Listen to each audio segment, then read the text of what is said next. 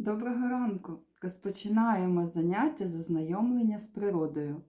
Нашим рідним краєм крокує весна і дарує нам чудеса. Хто знає, які ж це чудеса? Так, це тепле сонечко, пухнасті вербові котики і перша травичка. А ще саме в цю пору починають квітнути найперші дивовижні квіти. Які вони, де ростуть, як треба до них ставитися, про це ми і поговоримо зараз. Сама поява перших весняних квітів є дивом, хоча б тому, що вони розкривають свої пелюстки в пору, коли ще не відступили холоди. Ніжні та тендітні, вони не бояться морозу, тому вже зараз, наприкінці березня, настає пора їх цвітіння. Одним з таких сміливців є пролісок. Я пролісок синенький і перший навесні. Сказати вам, раденький, кінець зимі. З-під снігу мій листочок до сонця простягну, і ніжний мій дзвіночок вітатиме весну. Ростуть проліски у лісах та гаях, у деяких парках нашого краю. Ці рослини знаходяться під загрозою знищення, тому їх у жодному разі не можна зривати. Милуйтеся ними, але не губіть їх життя. У проліска є багато друзів, що цвітнуть рано навесні. Спершу, майже одночасно із пролісками, зацвітає бусковий або фіолетовий ряст, як ви бачите на фото. А на пару тижнів пізніше розквітне і жовтий ряст. Однією з весняних ранньоквітучих рослин є також фіалка. Фіалочки маленькі, ростуть низько при землі, їх квіточки вишукані. У наших квітниках найпершими розцвітають барвисті крокуси. Білі, жовті, оранжеві, фіолетові, сині. Справжня окраса весни. Услід за крокусами піднімають свої біло-жовті голівки стрункі нарциси, а за ними уже і тюльпани. Ось скільки чудових квітів дарує нам весна. Що ж, пропоную зараз зробити фізкульт-хвилинку. Стали рівненько і починаємо. Ми прихід весни чекали, все весноньку виглядали.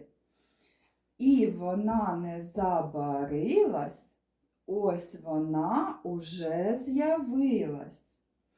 Вже на дворі снігу мало, струмки швидкі вперед помчали.